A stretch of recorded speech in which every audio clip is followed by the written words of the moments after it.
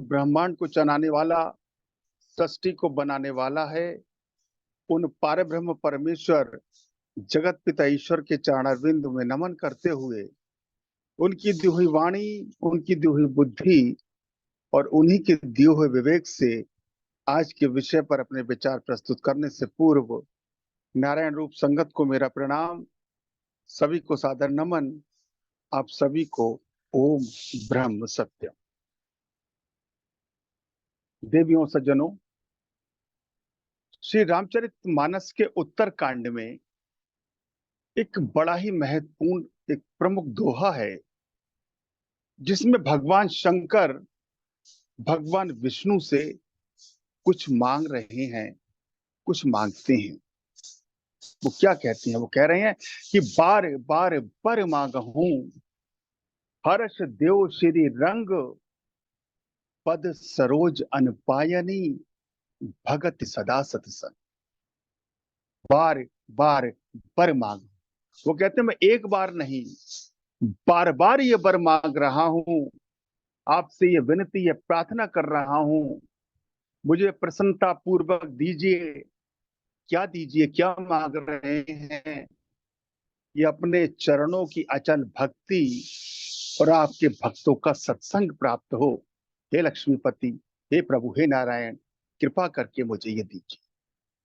अर्थात भगवान शंकर भगवान विष्णु से भक्ति मांग रहे हैं और भक्तों का सत्संग मांग रहे हैं।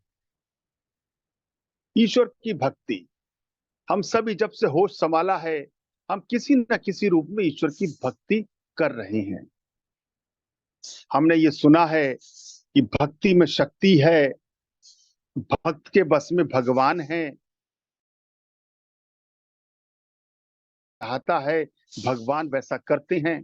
शास्त्रों में अनेकों ऐसे उदाहरण हैं, अनेकों ऐसे पात्र हैं जिन्होंने अपने ईश्वर की भक्ति के बल पर न केवल ईश्वर की कृपा को पाया है, बल्कि ईश्वर के दर्शन भी किए हैं, ईश्वर का अनुभव भी किया है।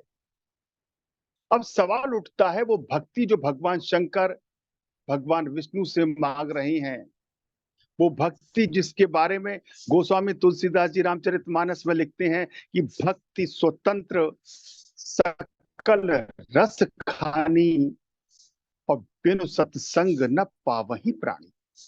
वो भक्ति जो सारे ही रसों की खान है, भक्ति जो हमारे भाव की उच्चतम अवस्था है, वो भक्ति वास्तविक भक्ति है क्या? और वो भक्ति किस प्रकार से मिलेगी?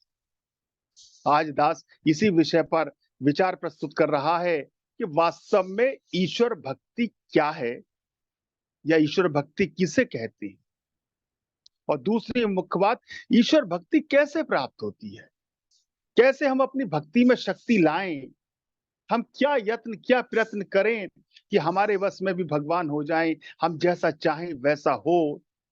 और तीसरी मुख्य बात है कि जीवन में ईश्वर भक्ति की आवश्यकता क्या है, आखिर क्यों ईश्वर की भक्ति की जाए, हम ईश्वर की भक्ति करें तो उससे हमारा क्या लाभ है, और ना करें तो उससे हमारी हानि क्या है। कोई हमसे पूछे कि जीवन में ईश्वर भक्ति की आवश्यकता क्या है, तो हमारा तो यही मानना है कि हमारे मन की इच्छाएं पूरी हो जाएं, जो चीज, जो वस्तु हम अपने पुरुषार्थ से प्राप्त नहीं कर सकते, अपने मेहनत से प्राप्त नहीं कर सकते, ईश्वर की भक्ति करेंगे तो शायद वो हमें प्राप्त हो जाएगी।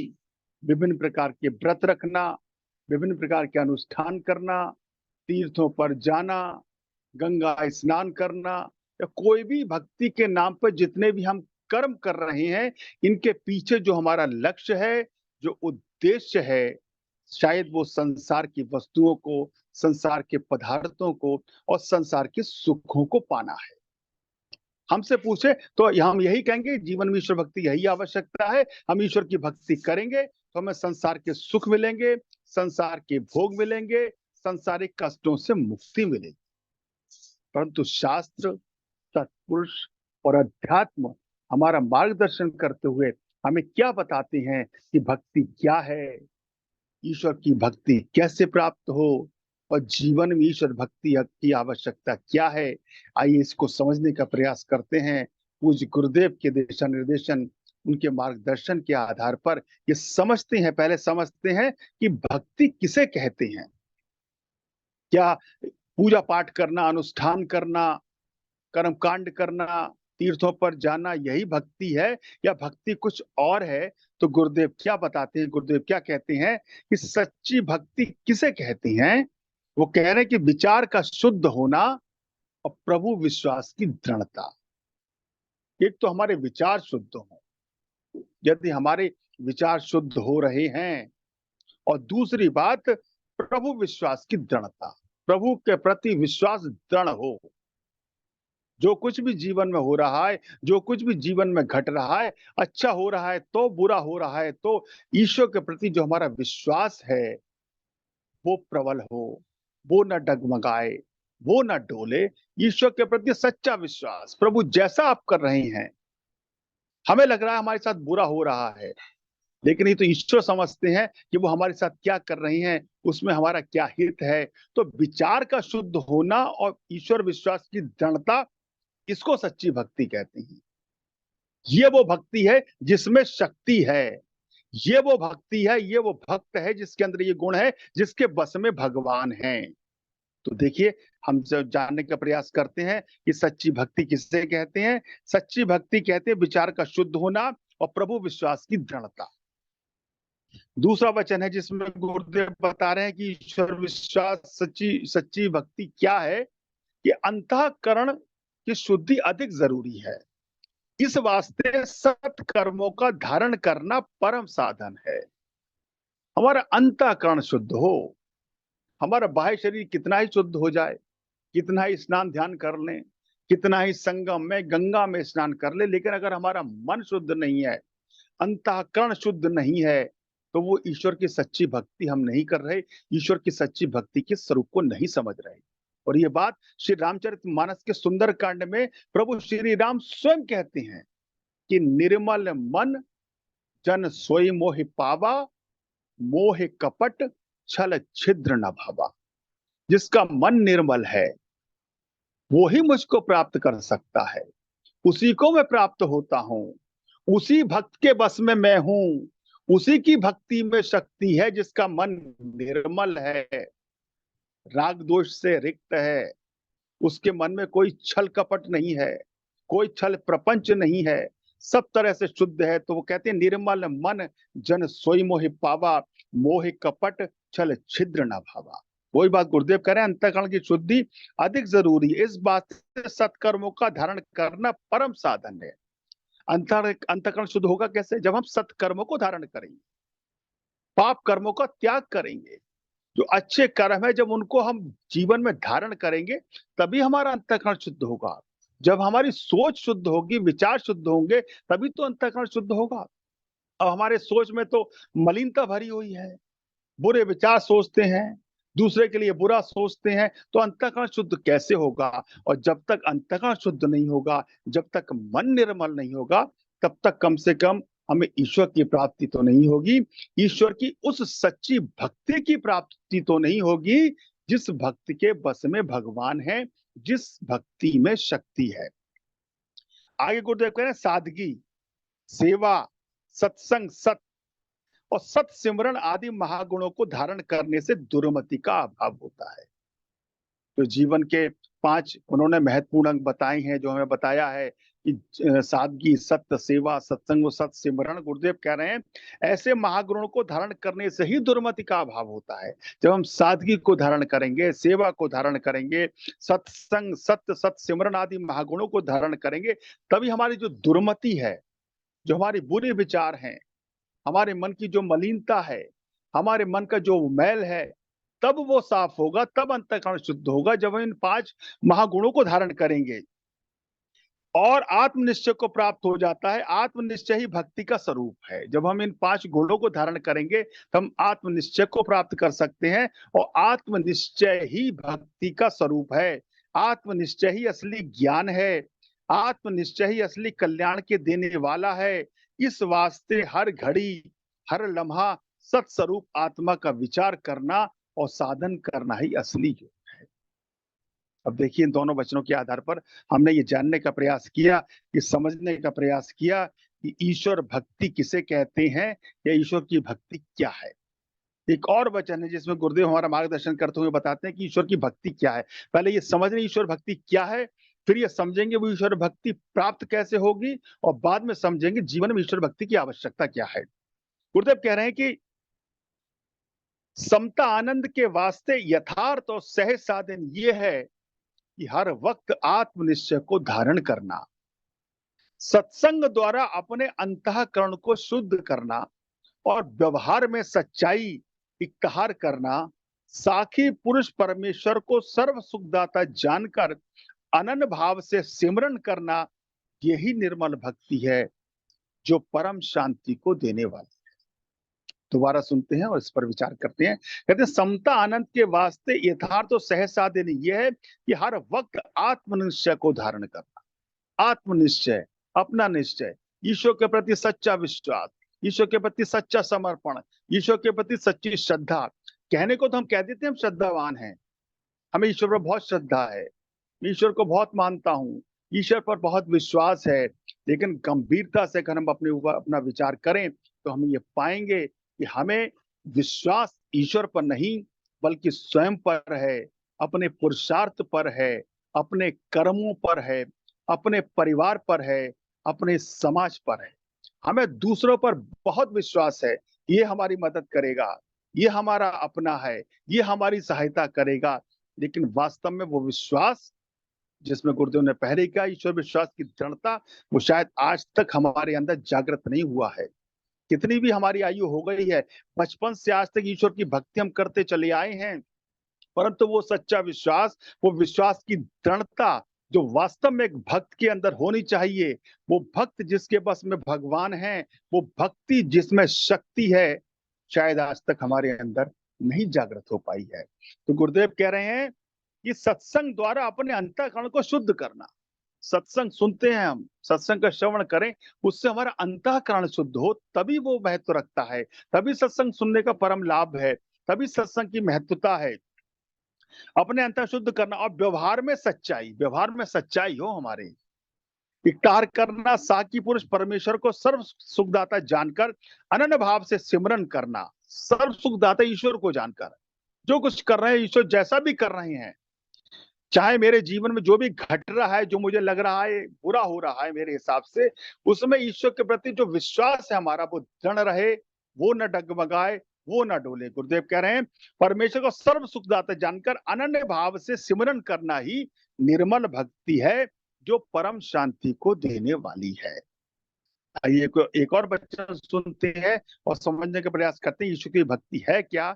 इसमें गुरुदेव कह रहे हैं कि निष्काम भावना से, क्या है असली भक्ति, सच्ची भक्ति? निष्काम भावना से ज्यो ज्यो अपने तन मन धन को पर की सेवा में अर्पण करता है, अधिक से अधिक शांति को प्राप्त हुआ। यानी कि निष्काम भावना से अपने तन मन धन को दूसरों की सेवा में अर्पण करें, उसके प्रति जो भावना है वो निष्काम हो, निस्वार्थ हो, उसमें कोई स्वार्थ ना हो, उससे कोई कामना ना हो। ये जो सेवा हम कर रहे हैं, जिसकी सेवा कर रहे हैं, जिस रूप में भी कर रहे हैं, चाहे तन से कर रहे हैं, मन से कर रहे हैं, धन से कर रहे हैं, उस सेवा के बदले हमें उससे कुछ प्राप्ति होगी, ये मन में विचारना। क्योंकि देने वाला वो व्यक्ति नहीं है, देने वाला तो ईश्वर, वो परमेश्वर है।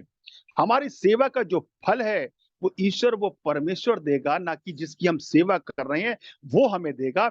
ये विचार मन में, ये निष्कामता, ये निर्माणता जब हमारे अंदर आ जाएगी, धन को पर की सेवा में अर्पण करता है, अधिक से अधिक शांति को प्राप्त होता है। यानी शील, संतोष, क्षमा, विवेक, विश्वास आदि परम गुण अंतःकरण में प्रकट होते हैं, जो सब तापों का नाश करके अखंड शांति में मिला देते हैं। इसी साधन का नाम असली भक्ति है, बंदगी है। तो देखिए हमने ये समझने का प्रयास किया कि अब हम अपने इन वचनों के आधार पर अपना मूल्यांकन कर सकते हैं, अपने आप को तौल सकते हैं कि ईश्वर भक्ति जो हम समझ रहे हैं, ईश्वर भक्ति का स्वरूप जो हम समझकर ईश्वर की भक्ति कर रहे हैं, और जो सत्पुरुष हमारा मार्गदर्शन कर रहे हैं, उसमें कितनी भिन्नता है। सत्पुरुष क्या बता रहे हैं ईश्वर की भक्ति का स्वरूप, हमने देखा, हमने सुना। कि विश्वास की दृढ़ता हो, मन में निष्कामता हो, निर्माणता हो, सादगी, सत्य, सेवा, सत्संग, सिमरण को हम जीवन में धारण करें। ये भक्ति का वास्तविक रूप है, इसे भक्ति कहते हैं। जगत गुरु, आदि गुरु, जगत गुरु शंकराचार्य जी इस भक्ति के बारे में क्या कहते हैं कि ईश्वर की भक्ति है क्या? वो कहते हैं स्वस्वरूपानुसंधानम भक्ति इत्यमे धीयते, अर्थात अपने स्वरूप का अनुसंधान करना ही भक्ति है कि मेरा स्वरूप क्या है, मैं कौन हूं, इसका अनुसंधान करना ही भक्ति है। और हमारे स्वरूप का अनुसंधान क्या है? हमने बार बार सुना है, बार बार पढ़ा है कि ईश्वर अंश, जीव अविनाशी, चेतन अमल, सहज सुखरास, ये हमारा स्वरूप है। और इस स्वरूप का अनुसंधान करना है कि मैं कौन हूं। मैं ईश्वर का अंश हूं, जीव हूं, अविनाशी जीव हूं, मेरा विनाश नहीं हो सकता। ये शरीर मेरा नष्ट हो जाएगा, परंतु मैं जो ईश्वर का अंश हूं कभी नाश नहीं होऊंगा। ईश्वर अंश, जीव अविनाशी, चेतन, मैं चेतन हूं, अमल हूं, सहज हूं, सुख की खान हूं। अपने इस स्वरूप का अनुसंधान करना ही भक्ति है। ये बात आदि गुरु जगत गुरु शंकराचार्य जी हमें बताते हैं, हमें समझाते हैं। अब देखिए, हमने ये समझा कि ईश्वर की भक्ति क्या है। अब आगे समझते हैं ईश्वर की भक्ति प्राप्त कैसे हो। अगर हम इस ईश्वर की भक्ति को प्राप्त करना चाहें तो वो हमें कैसे प्राप्त होगी, इस पर आइए विचार करते हैं। गुरुदेव ने हमारा मार्गदर्शन किया है और हमें समझाने का प्रयास किया है कि ईश्वर की भक्ति प्राप्त कैसे हो। वो कहते हैं जिस वक्त इस संसार को दुख रूप करके जाना, अपनी देह को नाश करके जाना, संसारी पदार्थ सब छिन्न कारक सुख में देखे, अह विकार अज्ञान से मन को निर्माण भाव की तरफ लगाया, तब ईश्वर भक्ति जो परम प्रकाश समता का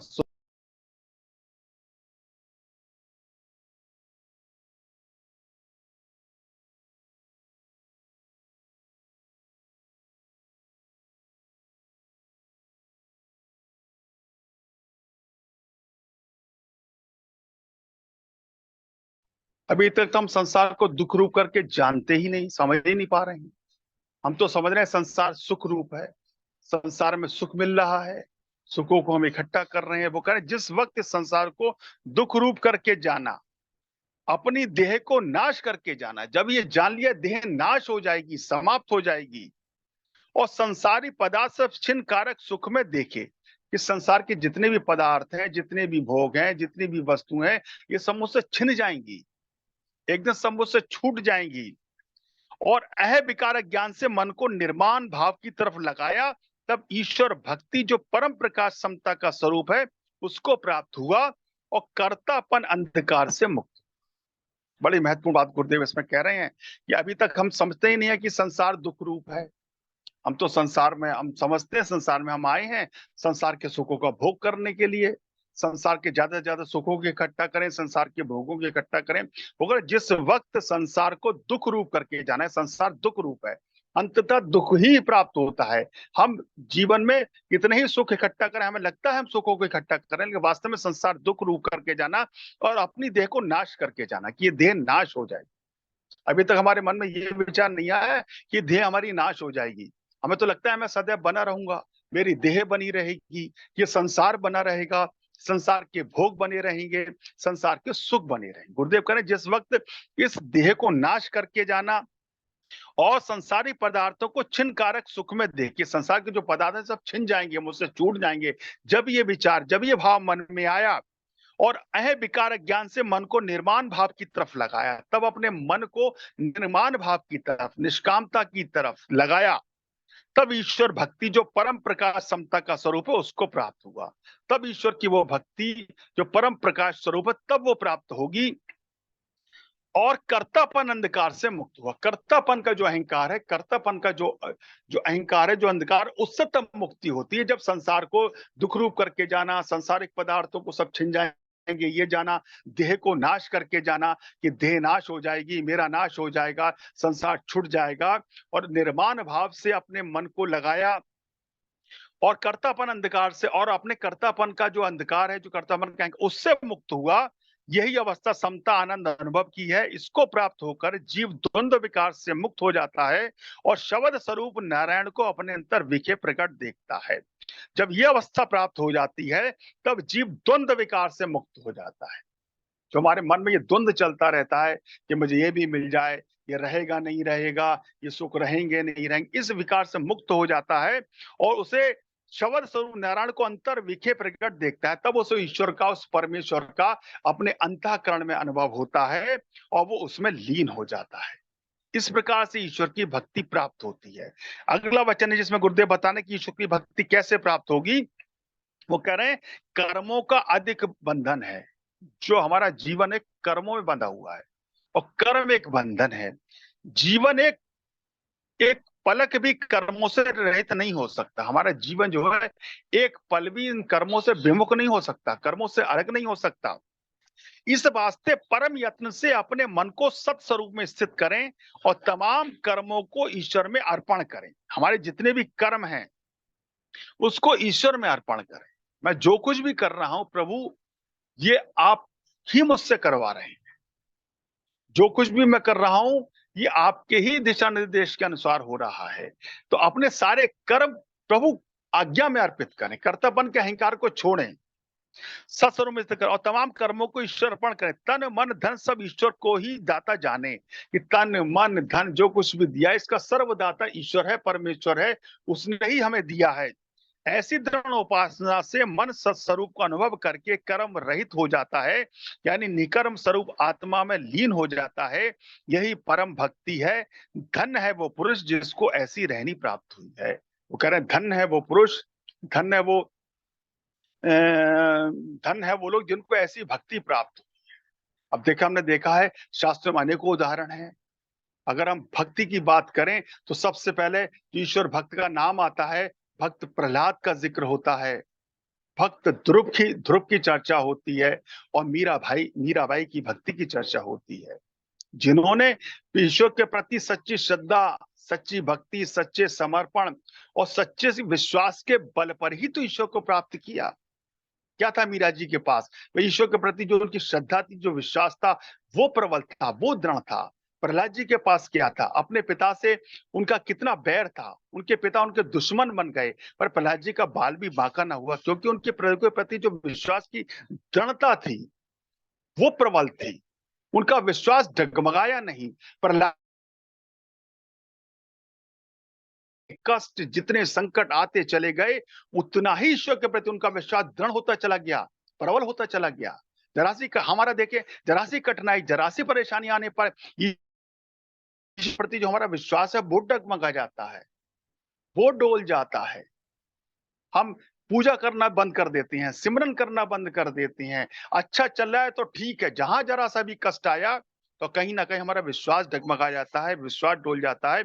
इसीलिए हम ईश्वर की वो सच्ची भक्ति जिसमें शक्ति है, इसीलिए वो भक्त जिसके बस में भगवान में, हम आज तक नहीं बन पाए हैं। अब अगला वचन देखें, गुरुदेव उसमें बता रहे हैं कि ईश्वर की भक्ति कैसे प्राप्त हो। वो कह रहे हैं अपने शारीरिक सुखों को दूसरों की सेवा में भेंट करना। कितनी महत्वपूर्ण बात है कि मेरे जो शारीरिक सुख हैं वो मेरे लिए नहीं है, वो दूसरों की सेवा में अर्पण करना। उससे जितनी सेवा हो जाए, किसी का जितना हित हो जाए, जितना परोपकार हो जाए, उसमें लगाना और मन में निर्माण भाव न रखना। सबसे महत्वपूर्ण बात है, मन में निर्माण भाव नहीं रखना।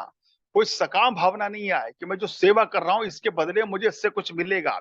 तो अपने शारीरिक सुखों को दूसरों की सेवा में लगाना, मन में निर्माण भाव रखना, अधिक से अधिक तन मन धन से सेवा करना। अधिक से अधिक जो भी शरीर में हमारी जितनी भी शक्ति है, तन से मन से, ईश्वर ने हमें जिस लायक बनाया, जिस योग बनाया, धन के माध्यम उससे दूसरों की सेवा करना, करके प्रभु इच्छा में निश्चित होना। प्रभु की इच्छा में निश्चित हो जाए, प्रभु आपकी इच्छा है, आपकी आज्ञा है, मैं कर रहा हूं। यही एक निर्मल त्याग का मार्ग है। ज्यो ज्यो गुणी पुरुष पवित्र भावना से इस पर उपकार के मार्ग में विचरता है, त्यों त्यों उसके अंतःकरण के दोष नाश होते जाते हैं। देखिए, अंतःकरण के दोषों को नाश करना है, अंतःकरण को शुद्ध करना है। निर्मल मन जो सो मोहि पावा, जो भगवान कहते हैं, हमें उस स्थिति, उस परिस्थिति, उस अवस्था तक पहुंचना है। तो वो कैसे होगी? तो इसमें गुरुदेव ने बताया, शारीरिक सुखों को दूसरों की सेवा में अर्पण करें, तन मन धन से दूसरों की सेवा करें, मन में कोई निष्काम भाव, कोई निर्माण भाव न रखे, कोई किसी प्रकार की उससे बदले की भावना न रखे, प्रभु इच्छा में निश्चित हो जाएं। जो एक निर्मल त्याग का मार्ग है, ज्यो जो गुणी पुरुष पवित्र भावना से इस उपकार के मार्ग में विचरता है, क्यों तो उसके अंतःकरण के दोष नाश होते जाते हैं और संसारी पदार्थों से चित्त को बैराग हासिल होता है। कि संसार के जो पदार्थ हैं उससे मन को बैराग हासिल होता है। ये तो सब समाप्त होने वाले हैं, छूटने वाले हैं।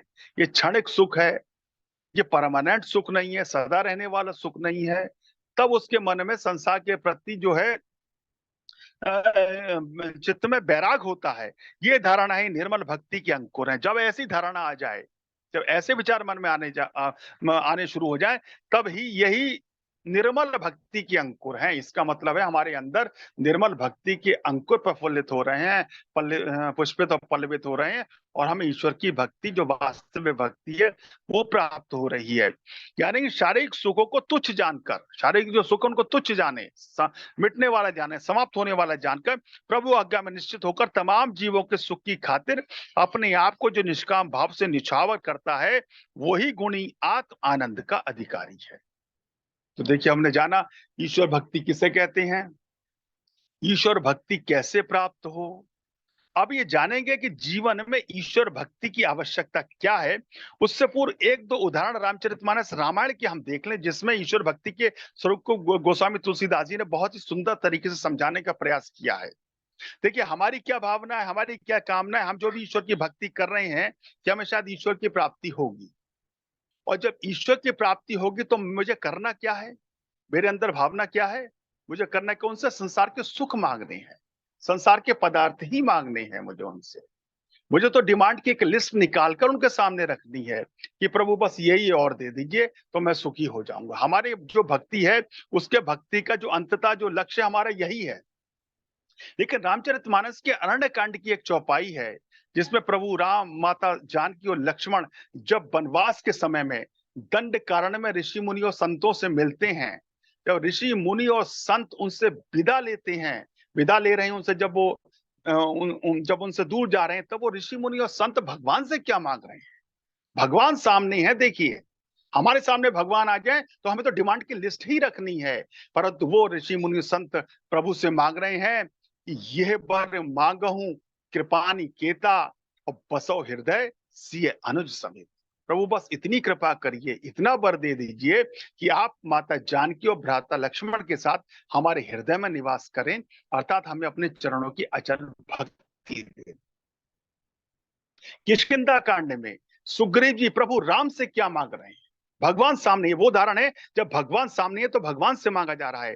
तो वो सुग्रीव जी कहते हैं कि अब प्रभु कृपा करो यही भांति और सब तज भजन करहूं दिन रात। प्रभु कृपा करनी है तो इतनी कृपा करिए कि मैं सबको तज कर, संसार को तज कर आपका भजन करूं, आपकी भक्ति करूं, आपके चरणों की भक्ति मिले। ईश्वर भक्ति के स्वरूप का एक और बड़ा ही महत्वपूर्ण उदाहरण है। मुस्लिम संत राविया जी क्या कहती हैं, वो कहती हैं कि हे मेरे मालिक, हे मेरे परवरदिगार, हे मेरे ऑलमाइटी अल्लाह, अगर आपको ये लगता है कि मैं संसार के सुखों के लिए आपकी बंदगी, आपकी इबादत कर रही हूं, तो मेरी आपसे ये गुजारिश है कि आप संसार के सारे दुख मेरी झोली में डाल देना। और मेरे मालिक, अगर आपको ये लगता है कि मैं जन्नत की चाहत में, अतः स्वर्ग की कामना के लिए आपकी बंदगी, आपकी इबादत कर रही हूं, तो मेरी आपसे ये गुजारिश है कि आप मुझे जहन्नुम की आग, अर्थात नरक की अग्नि में तपा देना। मेरे मालिक, मेरे मौला, मेरी ये बंदगी, मेरी ये भक्ति संसार के सुखों के लिए नहीं, जन्नत की चाहत के लिए नहीं, मेरी ये बंदगी तो मुझे आपको पाने के लिए है। मेरी इस बंदगी का उद्देश्य तो आपको पाना है। संसार के सारे दुख और जहन्नुम की आग में तपने के बाद भी अगर मुझे आप मिल जाते हैं तो मुझे ये मंजूर है। इसलिए मेरे मालिक, मुझे अपनी भक्ति देना, अपने चरणों का अनुराग देना। एक हमें क्या हम भगवान से कह सकते हैं प्रभु कितने ही दुख दे देना पर आप मिल जाना, अर्थ धर्म काम और मोक्ष कुछ मत देना, अपने चरणों की भक्ति दे देना? शायद नहीं कह सकते। यही कारण है कि हमारी भक्ति में वो शक्ति नहीं, हम वो भक्त नहीं जिसके बस में भगवान है, क्योंकि हमारी जो भक्ति का लक्ष्य है, जो भक्ति का उद्देश्य है, वो केवल और केवल संसार और सांसारिक पदार्थ और सांसारिक के भोगों को पाना है। हमारी भक्ति का लक्ष्य ईश्वर को पाना नहीं, ईश्वर की प्राप्ति नहीं। अंत में 1-2 मिनट में बस ये जानते हैं, गुरुदेव ने बताया कि ईश्वर भक्ति का जीवन में आवश्यकता क्या है। सांसारिक सुखों को पाने के लिए ईश्वर की भक्ति नहीं है, तो गुरुदेव कह रहे हैं ईश्वर की भक्ति जन्म मरण आदि सुखों से दुखों से छूटने के लिए है। ईश्वर की जो भक्ति है, जो जन्म मरण का बंधन है, जो 84 लाख योनियों का फेर है, जो आवागमन का चक्र है, उसके बंधन से छूटने के लिए है, ना कि सांसारिक सुखों को पाने के लिए, जिससे जीव ख्वाहिश के अजाब से छूटकर असली खुशी को हासिल कर लेवे, जो हमेशा कायम और निज आनंद है। जो आदमी संसार की कामना की खातिर भक्ति कर रहा है, वो भक्ति असली खुशी नहीं दे सकती। ये अच्छी तरह विचार करें। जो ईश्वर को नहीं मानते, वे भी दुनियावी खुशी व गमी में घिरे रहते हैं।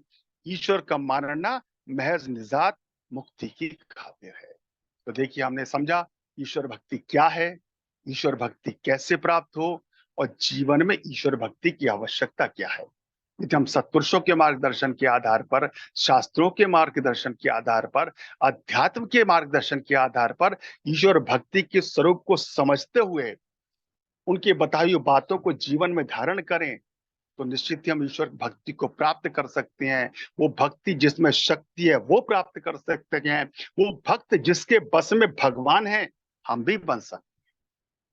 सर्वशक्तिमान परमात्मा से यही प्रार्थना कि वो हम सभी के संकल्पों में, हम सभी की आध्यात्मिक उन्नति, हमारी आध्यात्मिक प्रगति में हमारा सहायक हो, और अपने चरणों की अचल भक्ति हमें प्रदान करें।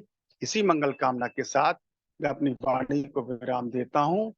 ओम ब्रह्म सत्यम सर्वधा। ओम ब्रह्म सत्यम सर्वथा।